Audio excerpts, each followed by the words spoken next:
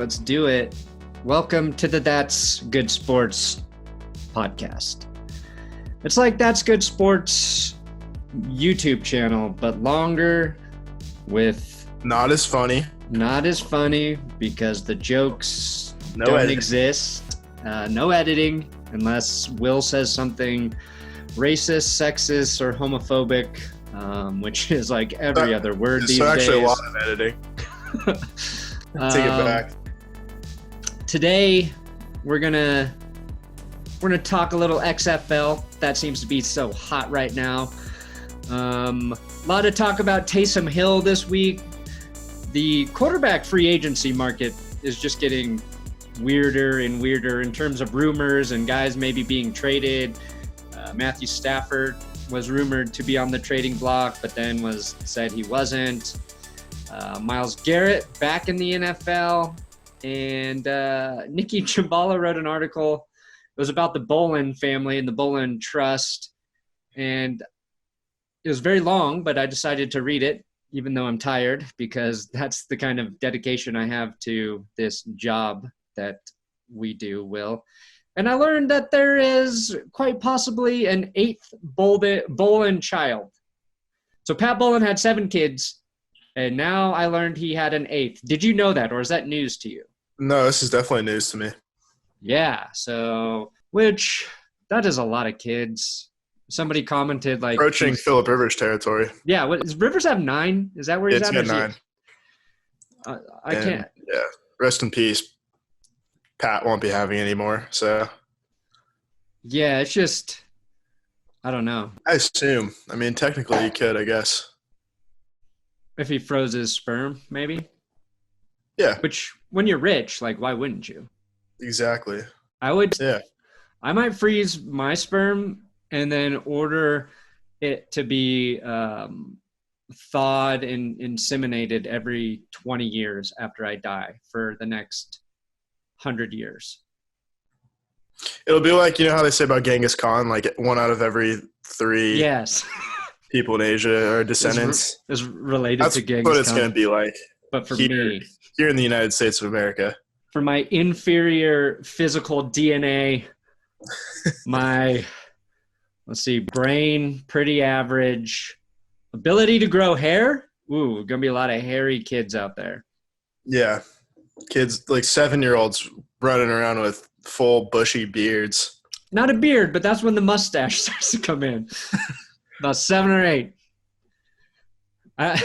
My mustache started coming in when I was like 12, and I had moved to Wichita, Kansas. And then I came back like for Christmas that year, and all my friends were like making fun of my mustache. And I guess like I knew it was there and I knew it was getting like noticeable, but I don't know. I guess I was in denial about it. But once your friends like make fun of you for having it, I was like, okay, better start shaving. I was embarrassed to like start shaving. I don't know why. I felt like I was too young. I should have just started shaving. Kids will make fun of you for anything. There's no logical reason behind it. No. And then when I got back to school, somebody was like, you shaved your mustache off. And I was like, and then made fun of you for that. Like I made up a story about how I was shaving it and I just shaved off too much and I had to shave off the whole thing. Like, I don't know why I felt it was necessary to have like an excuse. I don't know. It was weird. I'm just glad I don't have to go through puberty again. Fuck. Yeah, it shit sucked. Yeah, it did.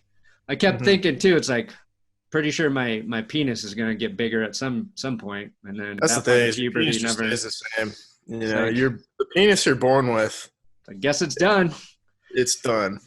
Good thing I'm getting hair on my lower back now, and my penis is exactly the same. Yeah, like it'd Thanks, be cool Mom. if, like, you know, old people like their ears start drooping and their nose gets bigger. Yeah. As they age.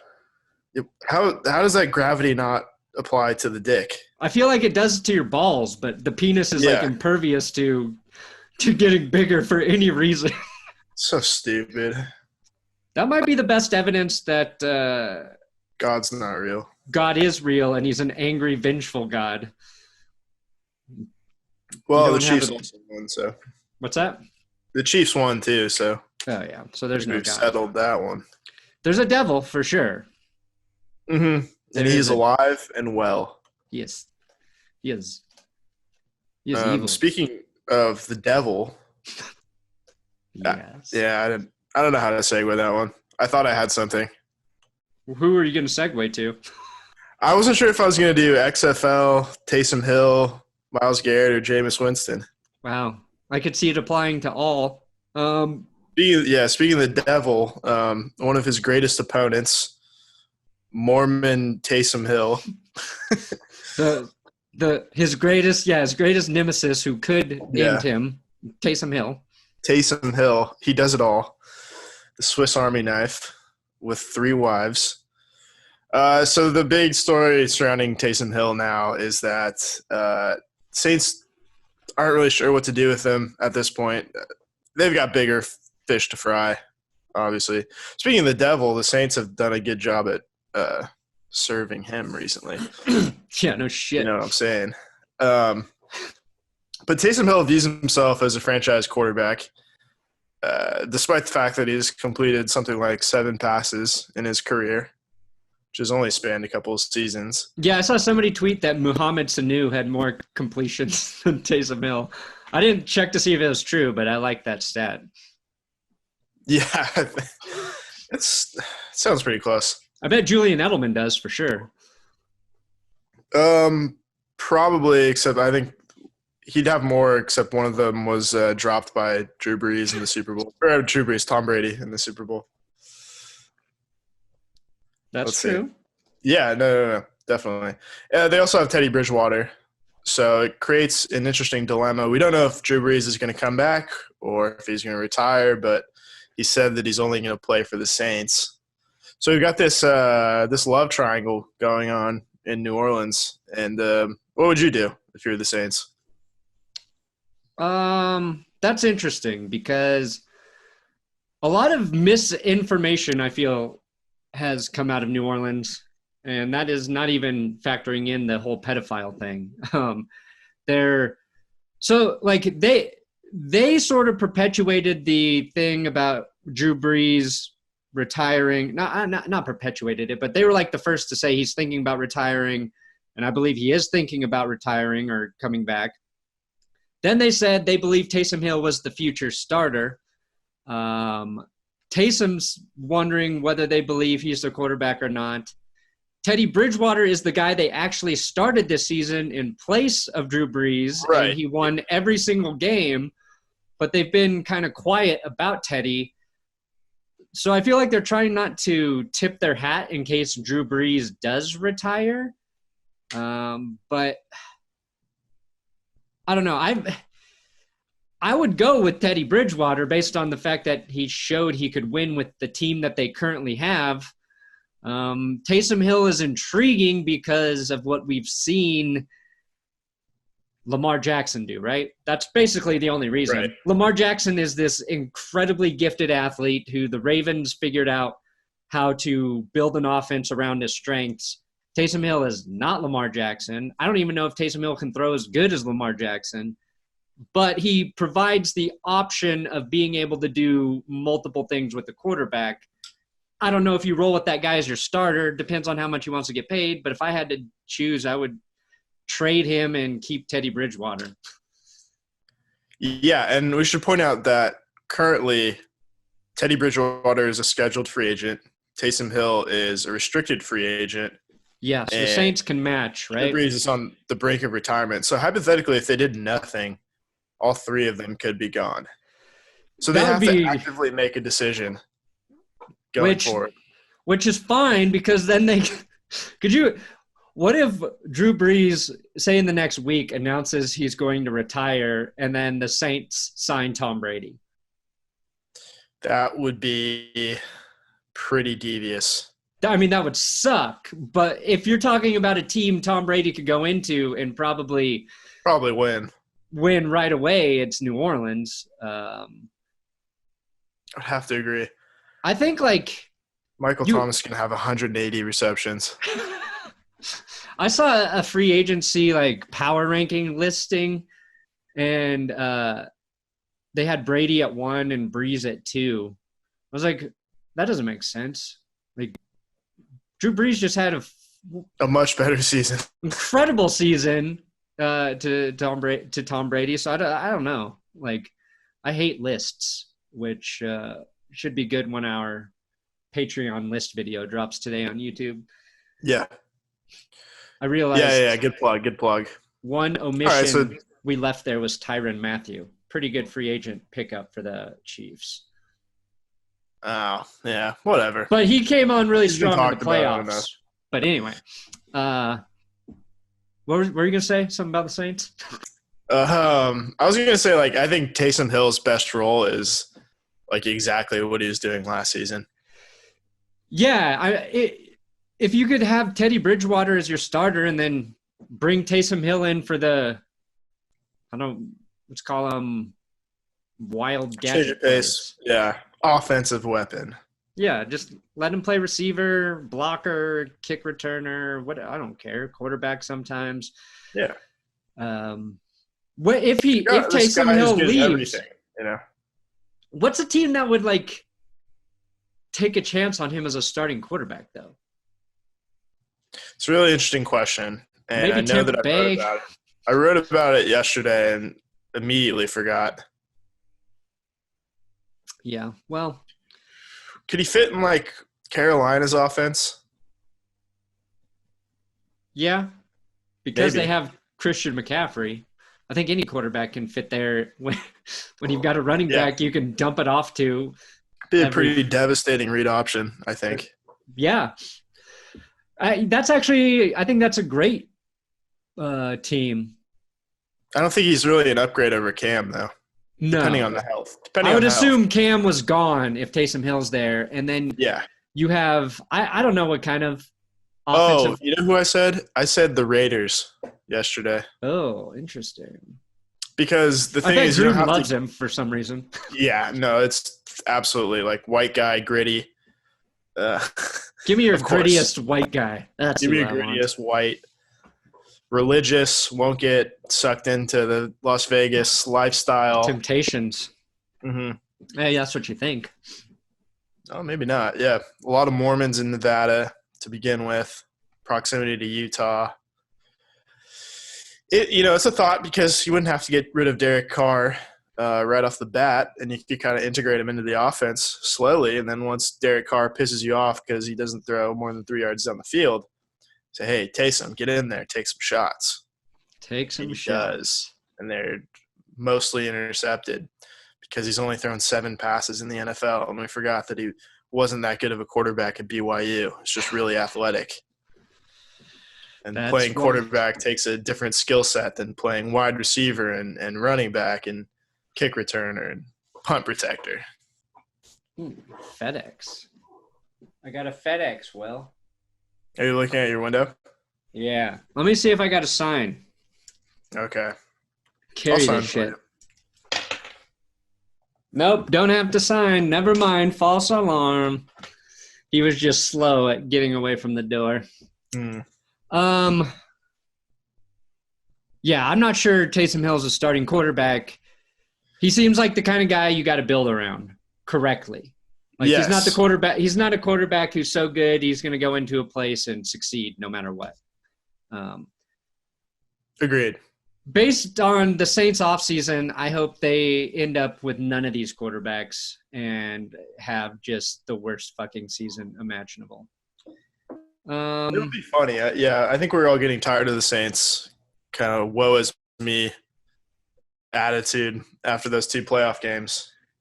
Yeah, well, I'm mostly talking about their PR pedo stuff. Yeah, then I was going to get to, like, you throw that in there with the whole pedophilia. Not a great look. No. Why would Drew Brees retire would be my question. Because he played great. Play for an organization that has been helping pedophiles while he's been there. Well, yeah, but he still looks like he's good enough where he could go somewhere else then. Well, some quarterbacks but he might be realizing – what's that? We've kind of lost sight of this with Tom Brady, but not every quarterback wants to play until their arms fall off. That's true. That's fair. And they're literally carried off the field in different pieces. Brady Some and quarterbacks Phillip Rivers. want their last impressions to be them playing well. I think Drew Brees just wants to – I think he wants to get paid more. That's just my guess. Possibly. I think he wants more money. Okay, Myles Garrett.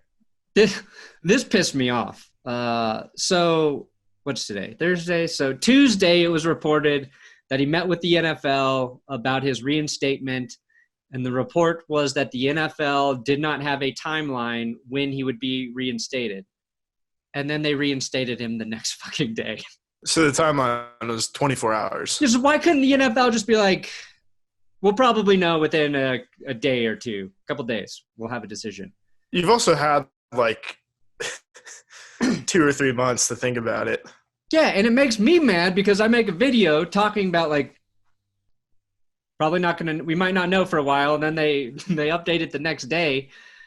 And I would have just waited to do the whole fucking Myles Garrett story after we got that in. It's something nobody else would complain about, but I'm complaining about it. It feels like something where he like walks into the league office and they're like, oh, that's right, you are suspended. When are we reinstating you? We've been thinking about it, but we don't have the timetable right now. Get back to us tomorrow. Yeah. What'd you do? Oh yeah, again? you're reinstated now. What'd you do again? Yeah. Oh, that guy? Yeah, he's not even going to be a starter, so sure, you can play. Did you help any Catholic pedophiles in New Orleans with their PR? Okay, yeah, you can play again. Yeah, go for it. Play again. Why not? Did you steal any signs? The Astros stuff? Did you do any of the Astros stuff with the trash cans and the thing? How bad did they cheat, Will? Pretty bad. Pretty bad. I keep hearing about it, and I'm just... the thing is, like, people are getting mad because they're very, very unremorseful. Yeah. They don't seem to think it was cheating, or if it was, they don't really care. So was that their first World Series that they won? Yeah, I believe so. If not, then, like, forever. No, I think it was their first one. I think, like, as back a fan, if I'd been rooting for a team for a long time and they never won the championship and then they won and then we found out they cheated, I would think that's cooler. It's a weird feeling, though, as a fan. I'd be like, oh, fuck yeah, we got away with cheating. That's how we won the World Series. That's like a great story that everybody's going to remember and be pretty upset and divided about. That's awesome. Well, just ask someone from New England how they felt about it. The first 6 times. 5 of the 6 times. Yeah. One of them was legit, and I won't say which one. It was the Eagles one. And it's not the one you think. I'll tell you after this break. That was the one where they slipped Epicac into Donovan McNabb's Gatorade on the sideline. Ooh, pukey McNabb. And Tio had a broken leg. Mm-hmm. Mm-hmm. That's one of the great Super Bowl performances. I'll tell you that. Yeah. The Panthers Super Bowl, they cheated by just shifting John Casey's helmet a little bit to the right. So his sense of direction was off and he kicked it out of bounds. They cheated by playing the Panthers. Let's be honest. They cheated by playing Jake Delhomme in a Super Bowl. Jake Delhomme was awesome in that Super Bowl. Man, that was a good Super Bowl. Mention. I was rooting. I think, was that the Patriots' second Super Bowl win? Or third? Yeah, that was the second. I was rooting really hard for the Panthers. That was before I truly hated the Patriots. I just didn't want them to win because they were going for back-to-back titles, right? Or did they're going for 2 out of 3. Because they won the first one, then they missed the playoffs, and then made it back. Okay. So, yeah, that one, I wanted the Panthers because they were an expansion team. And then the one after that's when I started to hate the Patriots because the Broncos had their back-to-back Super Bowls, right, which was special. It made the Denver Broncos an elite NFL company for winning back-to-back Super Bowls. Really hard to do. And then the Rams were going for back-to-back Super Bowls, but the Patriots beat them. So I was rooting for the Patriots to win that first Super Bowl because I didn't want the Rams to have the same prestige as the Broncos did. And then 3 fucking years later, the Patriots are going for back-to-back Super Bowls, and I didn't want them to win because it was going to make the Broncos back-to-backs look less impressive. And now when you think about it, when you're a good football team, there's a good chance you're going to get back to those Super Bowl. Unless you're in the NFC. Like, none of the NFC teams can get back-to-back anymore. No, the NFC is weird. They can't even repeat in their own division most of the time. The Seahawks almost did, I guess. They lost. They were very close. How'd they That's cheat when in that? my Patriots hatred started, though. Oh, I thought you were going to say the Seahawks Super Bowl. I was like, I don't think so. No. Way back. Let's see. We got Jameis got Lasik eye surgery. Our good friend Adam Rank joked that he now has 30/30 vision. Correct. Which pretty solid joke. Give it up. Here's the thing. I saw a lot of 30/30 vision jokes. I want to know who had it first. We got to have Adam Rank on to see if he stole that joke. I think it's one of those things where it's a very logical conclusion to come to. Yeah, it's a pretty obvious as far as jokes go. Once you see it. People arrive at it independently, like the pyramids. Yeah, fair enough. Our brains work in very similar ways, more than we like to admit, I think. Yeah. There's for a lot of these things, there's only so many jokes that work, unless you're a true genius. Like us. Yeah. Because who could come up with a joke like Chad Knopf and say it 5 times fast? Chad Knopf, jacking off. See? So yeah, there we go. So it's right there. It's in the name. I think I saw Andrew Mason say something about his first name should be Jack. I was like, all right, Andrew. All right. Andrew working blue today. Working. XFL. No longer affiliated with an NFL franchise. You get to make those kind of jokes. Yeah, he gets to say whatever the fuck he wants. He's independent. A strong, independent man who can make masturbation jokes. Andrew Mason is a guy I would – if you and I ever get to turn my show into a real show that somebody's paying to produce and I can have an actual staff Mason's a guy I want. $1 million. You're coming with me by default, so that's already locked. By default, yeah. By working with me for fucking coming up 2 years now, Will. We're going to have our 2-year anniversary. Isn't that crazy? And I always say working with me, not for me. No. Even though I just said for me. We're collaborators. But Andrew Mason's a guy I would – like, he's got so much football knowledge in his brain. He's got a good sense of humor, and he would be able to make me look a lot smarter than I am. He despises – he's like us in that, he hates hot takes. Yeah. He hates take culture. He's very logical. He's very reasonable. Very rational, pragmatic. You follow Andrew Mason and you tell him Will and Brandon sent you for his jack-off Knopf joke. Yep. He's in the gang. Yeah, he's in the gang. He's in the gang now. And then after Andrew Mason, I'll try to get I'll see if Jon Stewart wants to jump back in as a Jon writer. Stewart. Yeah. David Letterman. Maybe. Letterman. Just all the old guys. Johnny Carson. We'll dig him up. Leno? Where's Leno at? Leno taking up the whole screen with his fucking chin. He can teach me how to be likable to middle America. The Midwest, yeah. I think I already do pretty well there. Now. I think you're covered. Even though I consider myself a progressive, I think I struggle with progressives. Yeah. I know, because if I make a joke against the progressives, nobody says shit. I go the other way, I start to catch heat. You sure do. Catch the heat. Sure do. We still got to endorse our candidate. Right. We've talked about it, and we said we were going to endorse one, and then we never did. Well, it's a long process. Yeah, I You think have to vet maybe each candidate. it could be a thing where we say we're going to endorse the candidate each episode, but we never actually do. No, we will. But then once whoever wins, that's who we say we endorse the whole time. I like it. Oh, what if it's Donald Trump? What if it's Donald Draper?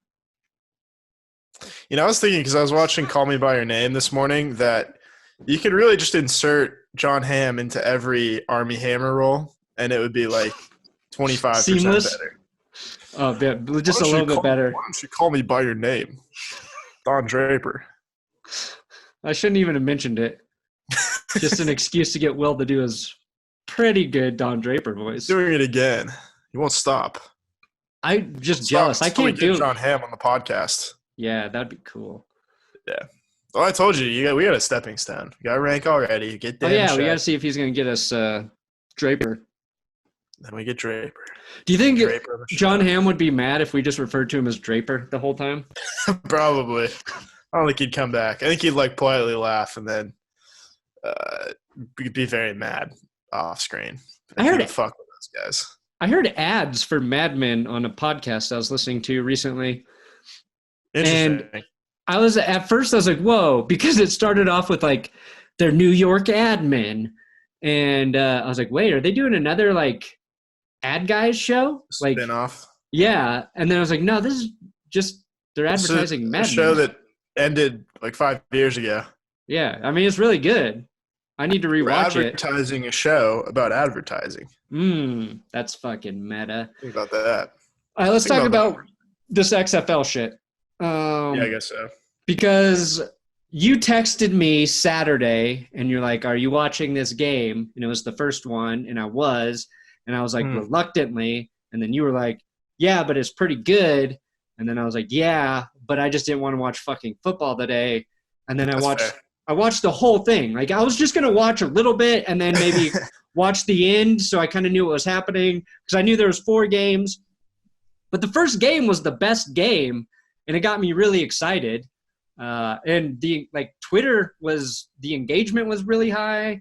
The videos about the XFL did really well. So I'm more excited this weekend to do it, even though I still don't think they should have Saturday games. But what did you think of it overall? After you watched all the games, knowing kind of what we did with the XFL or the AAF last year, how'd you feel about this first round of XFL shit? It just looks more fun than the AAF.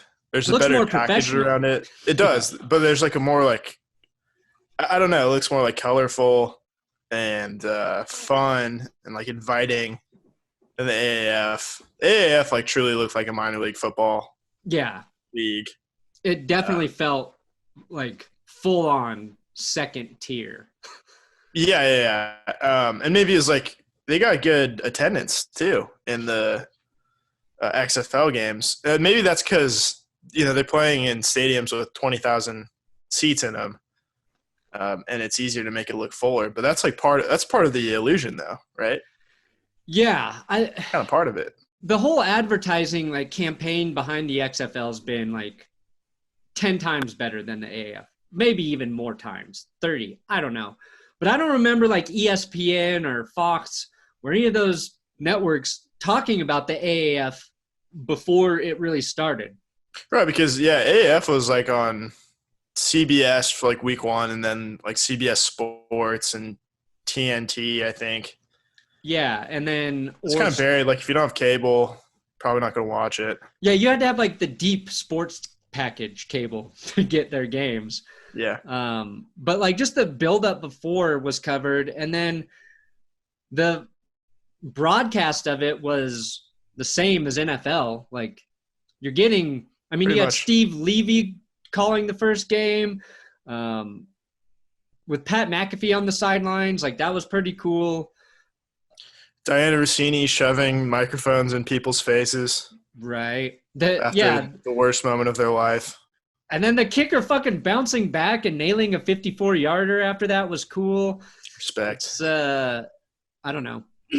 I thought the football was pretty good.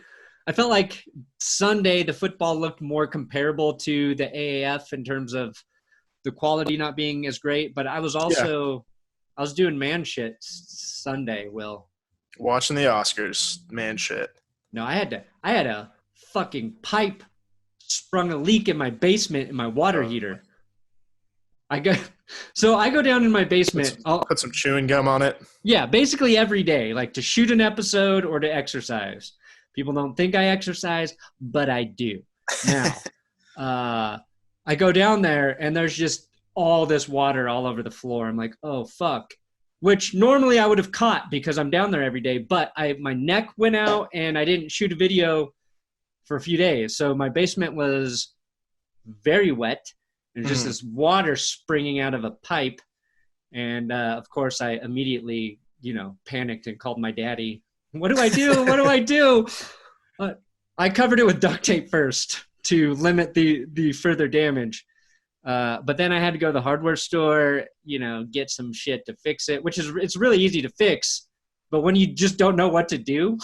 That's the hardest part. I'm like, do I got to get a new pipe? Do I shut the water off? My dad's like, you don't need to shut the water off. Like, just tape it up, get yourself one of these things. And I fixed it. Yeah. But it took probably about 5 times as long as it would have taken a real man. But that was in the middle of the football game. So the whole point of that story was I didn't pay as much attention to the second round of games. Right. I'm glad that you, being a full 12 years older than me, have the same exact reaction that I would have had. Daddy, the same problem. Daddy, how do I fix this? Call my papa. Ask my papa for help. They grew up, when you had to be a man. Exactly. Yeah. And I'm glad, We're just large boys. Yeah, I'm not even large. Lost. Just big boys. Not men. I'm a boy. I mean, we're boys in men's clothing. Like, I work on a computer all day, but if something goes wrong with it, I don't know how to fix that shit either. Lost. Somebody help me. We live in a world where we know how to operate stuff, but we don't know how it operates. Yeah. I remember as a kid, my dad was like, when he would fix shit and he would try to teach me, I told him when I was a kid. Staring blankly. No, I said, I'm going to have money. I'll pay somebody to fix this one day for me. And I'm getting there. Hey, Dad, can I borrow some money to get this thing fixed at my house? Yeah, I'm going to have money. Your money. All that money you're working really hard for, Dad, I'm going to borrow a lot of that. Okay, XFL stuff. So we know, the sideline interviews, they're entertaining and they're going to make for some interesting sound bites. Yeah. But you have to trade off all the bad moments or boring moments to get those nuggets every now and then, right? Yeah, it feels uncomfortable to me, to be honest. And I think long term, it would be better not to do that kind of stuff. Mm-hmm. Yeah, because it kind of gives a sense of, and I think the same way about miking up the coaches and everything. It makes it a little amateurish. It makes it come off as amateur. Interesting. Because the top shelf product doesn't do that stuff. And I don't. Yeah. The only reason we'd want that is because we know those people, and we're curious what they would say in those moments. And to some extent, we do have it with mic'd up that they'll cut to on the sidelines for Monday Night Football or something like that. Sam Darnold seeing ghosts, stuff like that. But with this, we're not really invested in the players, so it's not particularly interesting. It's just a bunch of guys we've never heard of for the most part.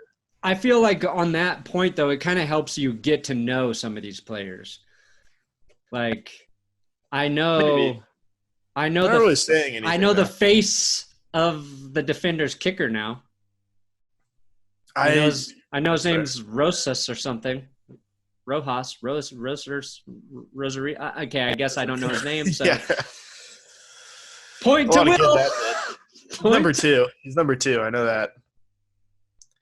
And he was sad after he missed that 35-yarder. But then he redeemed himself. I liked hearing the coaches talking to the players when the play was starting.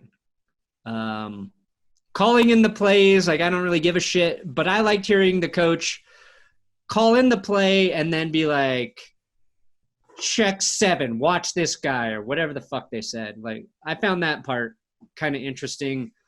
But that if the XFL becomes more and more popular, and then coaches, like the big coaches and players, have leverage, because you can always leverage yourself into the next level with the NFL, it'd be like, all right, we're going to have a bargaining agreement where if I'm sticking around, we got to get rid of this and this. And the first thing that they want to get rid of is the microphones. Maybe, yeah. I mean, depends. Depends on how much attention they want. Probably not. Also, Probably not a lot. Vince McMahon is pretty good at getting away with doing whatever he wants for complete disregard for the health and well-being of any of his employees. Yeah. I just watched the John Oliver WWE thing, and I was like, oh, fuck. The last thing I want to touch on was the kickoff. I think the kickoff's pretty interesting. I think it's a creative solution to a problem that we've been kind of pondering for a long time. Yep. It's not taking away the potential for a big play. If anything, it makes a big play more likely. Yeah. And I think it's safer from what we can tell. They made the play better and safer in one try. Yeah, pretty much. And the NFL's been trying to do this for years. Pretty much, yeah. And they're just like, well, our solution is we're just going to kick it further. Yeah, they're like, we're just going to make it nearly obsolete. We're going to make it pretty much a formality. Because the XFL moved it back, so it's harder for a kicker to kick a touchback. They just eliminated the players running down the field. They're like, the problem is the 40-yard sprint before collision. Why don't we move that line over to the other side of the field, put the two lines together, and then not let him move until the guy touches the ball. Right. Create some interesting strategy. Yeah, it makes I think kickoff teams like relevant to the game again. Yeah, you're going to see more kicks break because there is one line of defense, and the kick return teams did a better job, I felt, at tackling than I expected opening week. But a couple returns almost went the distance, and I thought the big thing was a kick returner can botch the kick and have far less consequences. I think it was the Roughnecks returner. The ball like hit his foot and shot 10 yards forward, and he was still able to run and get it, and had like the biggest return of the weekend. Yeah, and you've seen like kickers drop the ball and pick it up, plenty of times. But I think if your kick returner is not as worried about making that mistake, you're going to see bigger plays. And there were like 92% returns as compared to 36% in the NFL. So it was far more interesting. It is. I don't know if the NFL will ever adapt to that or adopt it, I should say. I don't know why they wouldn't. They fuck with everything else. Right. I mean, like, leagues, I don't think are as afraid of making fundamental changes anymore. We just saw the MLB, a league that like is historically like purist. Yeah. Add a new rule yesterday that completely changes the game, where relievers have a 3-batter minimum before you can. Oh shit! A new pitcher. Yeah. Why did they do that? Pace of play. Because like like it does take send in a reliever, he'll throw 2 pitches, getting out, and then you have to go to commercial again and get another guy warmed up. Yeah. So changes like strategy, changes everything. They should have just. And I like it too. Got rid of the pitcher to speed up the game. I guess like a T. Mm-hmm. Yeah, maybe. You think hitting a ball off a tee is pretty easy. But if you make that tee, say, metal, Ooh. you hit the tee and that tee doesn't go anywhere, hitting's going to be pretty challenging. What about like an electrified piece of metal and the bat is also metal? Now we're talking. And you can't wear gloves, and there's no gloves. No. So if you miss, you get electrocuted. Players got to catch it with their bare hands. Yeah. And even though they don't need it, I want baseball players to have to wear the old football leather helmets. I think they should have to wear those like World War I German helmets with spikes and catch it on the spike. Oh shit! That's you either get or one of the like war gas masks. Yeah, I think every 3 innings they should get gassed, and the survivors get to keep going. Welcome to baseball, fixed by Brandon and Will. Yep. It's the most dangerous sport since rollerball. Then they tried interleague play. Intersports play. Intersports play. It's a classic from basketball. Oh, that's a movie. Anything else from XFL? Do you have like a team? No. The team that you're attracted to? I kind of like the Defenders for their uniforms. Yeah, Defenders looked the cleanest uniforms. Like the all-around best team. They had special teams plays, good quarterback defense, offense, quarterback looked good. I think the Vipers could make a big jump. They looked like the worst team. I don't think they are. But no, I want to latch onto a team, but it's like you got to develop a relationship with the team.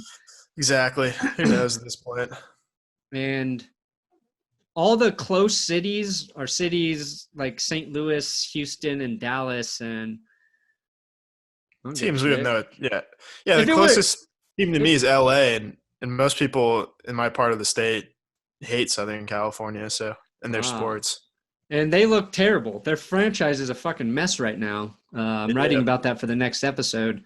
But like, if Albuquerque had a team or Boise, like a city I could root for to be good. Like Houston, they have the Texans. Dallas has the Cowboys.